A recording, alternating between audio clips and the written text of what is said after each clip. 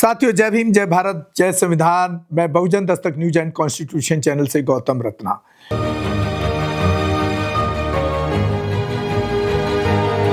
आज मैं आपको बताऊंगा दीना भाना जी की बायोग्राफी, उनकी जीवनी के बारे में। तो कहा जाता है कि दीना भाना ना होते तो कांशीराम नहीं होते। क्या है इसके पीछे का राज और उनकी पूरी जीवनी, कहाँ वो पैदा हुए और किस तरह से ये इस तरह के जो वाक्य बोले जाते हैं इसके पीछे क्या कारण है, वो थोड़ा पहले ही बताता हूँ। देखिए, साहब कांशीराम और दीना भाना एक ही डिपार्टमेंट में नौकरी करते थे। फर्क इतना था कि दीना भाना जी 4th क्लास की एम्प्लॉय थे, पियोन नौकरी थी, और साहब Kanshiram section 1st class section officer के लेवल पे थे, गजेटेड ऑफिसर थे। तो मैं दीना भाना जी के एक जीवन की घटना ने कांशीराम जी को कांशीराम साहब बनाया। वो घटना जो है, वो घटना मैं आपको बता रहा हूँ कि 14 अप्रैल बाबा साहब भीमराव अंबेडकर जी के जन्मदिन की छुट्टी के लिए दीना भाना जी ने एप्लीकेशन दिया डिपार्टमेंट में, और उनको छुट्टी नहीं दी गई। और यही बात कांशीराम साहब को जब पता लगी तो उनको इतना चुभी कि उन्होंने अपना पूरा जीवन समाज के लिए समर्पित कर दिया। ना घर ना जाने का फैसला लिया, शादी ना करने का फैसला लिया, और किसी भी मरे गिरे के फंक्शन में ना जाने का फैसला लिया। कोई अकाउंट, कोई अपनी प्रॉपर्टी ना बनाने का फैसला लिया। जो एक ऐसे महापुरुष हमारे समाज में, हमारे देश में कभी कभी पैदा होते हैं, ये एक बहुत बड़ी बात है। और मुझे मौका मिला है साहब के साथ उनसे कुछ सीखने का, उनके साथ काम करने का। मैं 1984 में मात्र 9th क्लास में पढ़ते हुए मैं साहब कांशीराम जी की मूवमेंट से जुड़ा, तो बहुत कुछ सीखा उनसे। इसीलिए आज पूरा अपना समय, अपना सब कुछ जीवन समाज के लिए समर्पित कर चुका हूँ, और अपने मीडिया के माध्यम से अपने बहुजन समाज के वंचितों, महिलाओं को जागरूक करना ही मेरा मिशन है। तो साथियों, शुरू करते हैं दीना भाना जी की पूरी जीवनी को। राजस्थान राज्य की राजधानी जयपुर से 40 किलोमीटर दूर वागास गांव में माननीय भाना वाल्मीकि के घर 28/2/1928 को दीना भाना का जन्म हुआ। पहले बच्चे का नाम दीनानाथ रखा गया, लेकिन बाद में नाथ हटाकर उनके नाम के अंत में उनके पिता का नाम भाना लगाकर उनका नाम दीना भाना कर दिया। उसी दौरान भारत की सामाजिक और शैक्षणिक तथा राजनीतिक स्थिति का आकलन करने के लिए 3 फरवरी 1928 को ब्रिटिश सरकार द्वारा नियुक्त साइमन कमीशन भारत पहुंचा, जिससे सारे देश में उथल पुथल मच गई।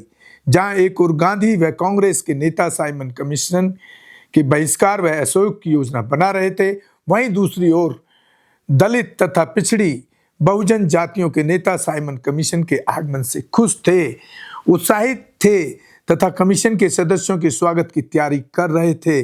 उस समय राजस्थान में जातीय भेदभाव चरम सीमा पर था। भंगी की परछाई से भी लोग कतराते थे, स्कूलों का दरवाजा उनके लिए बंद था। दीना भाना जी जब 14-15 साल के हुए तो उनके सामने एक घटना घटी।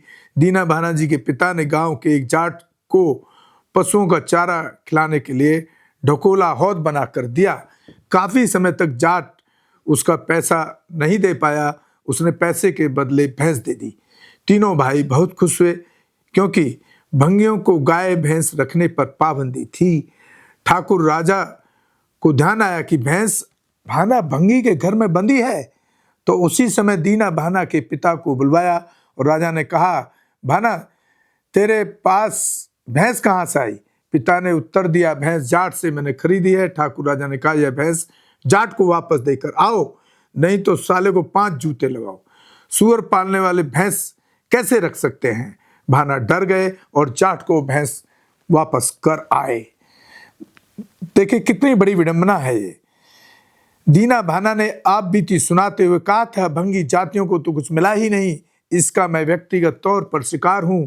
उपरोक्त घटना से आहत मैं 1935 में गांव छोड़ दिल्ली अपने भाई के पास चला आया।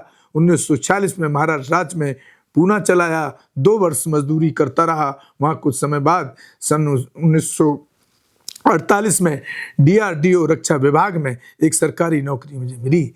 सरकारी नौकरी में भर्ती होने के पहले अपनी जाति भी लिखनी पड़ती थी। वहाँ मेरी जाति का पता चला। वैसे तो मैं वहाँ लेबर के तौर पर काम पर लगा था, मगर ऑफिस के लोग मुझसे झाड़ू लगवाने का कार्य करवाते थे।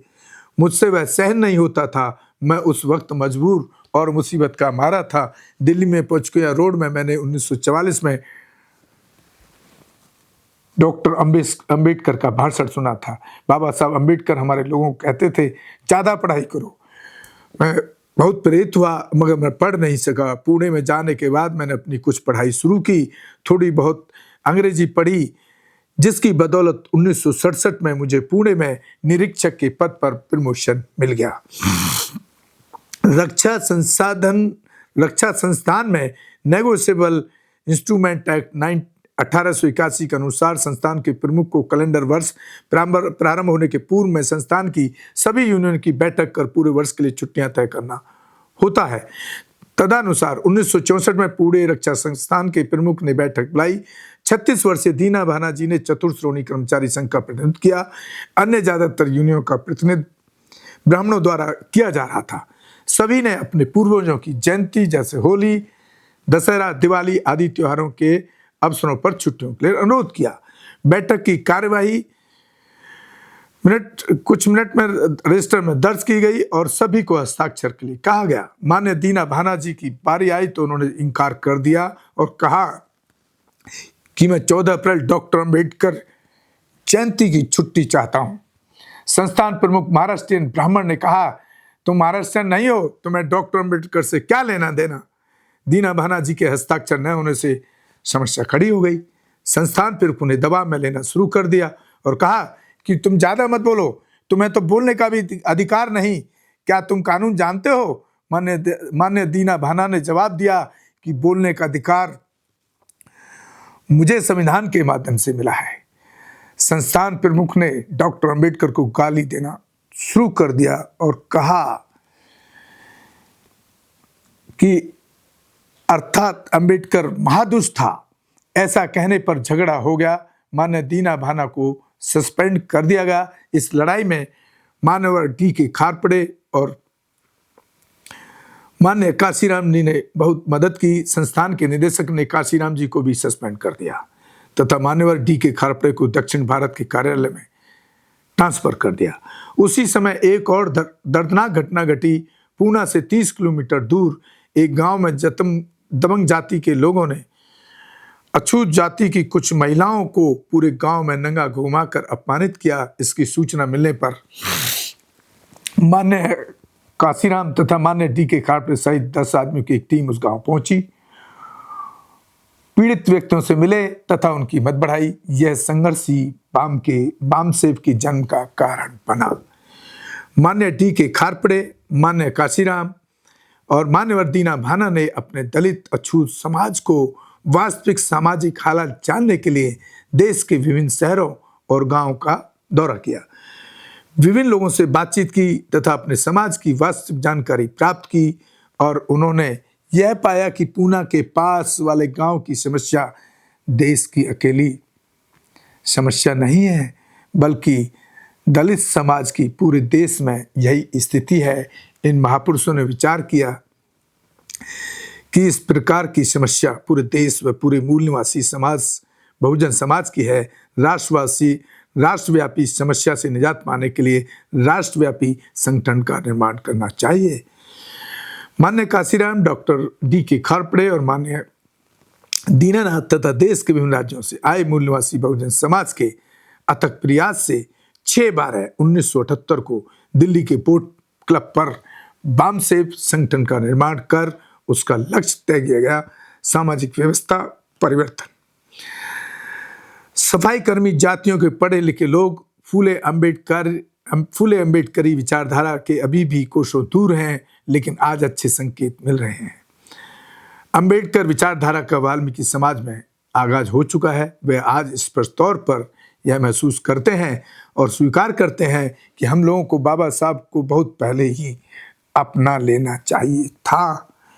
देरी हो गई, इसलिए हम आज भी पीछे हैं, लेकिन आज इस समाज को डॉक्टर अंबेडकर की विचारधारा को अपनाने के लिए बेचैन हैं।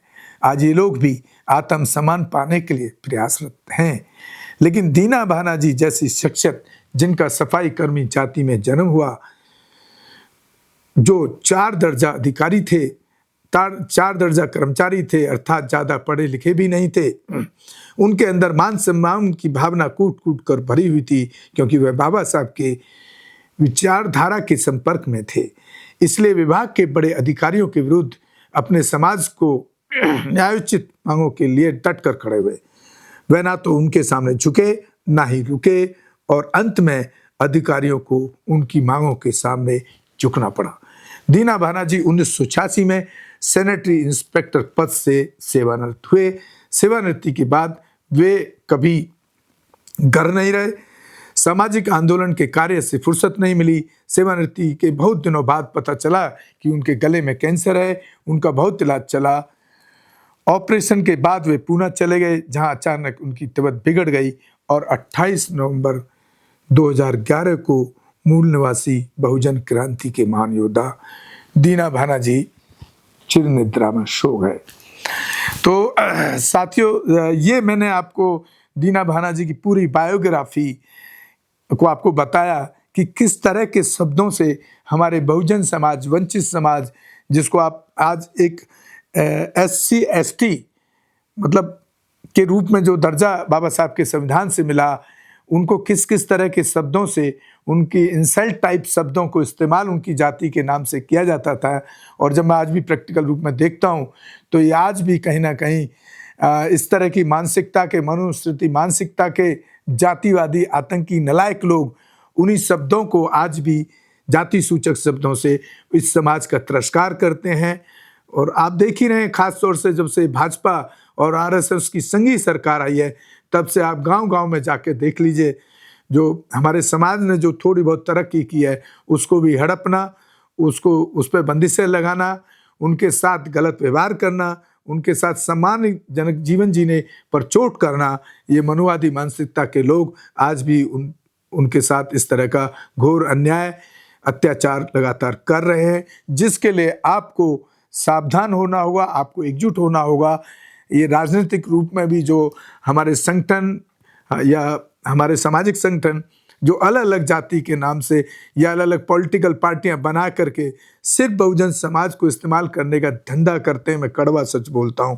अगर ईमानदारी से देखा जाए तो अगर ये एक मंच पे आ जाए तो योगी, संघी क्या, मोदी क्या राहुल गांधी, क्या कांग्रेस, कोई कुछ नहीं कर पाएगा अगर हमारे समाज, वंचित समाज 85% जिसको साहब ने नारा दिया, अगर वो एक ही राजनीतिक पार्टी के रूप में सारी पार्टी विलय कर ले तो उसी से एक ताकत खड़ी हो सकती है।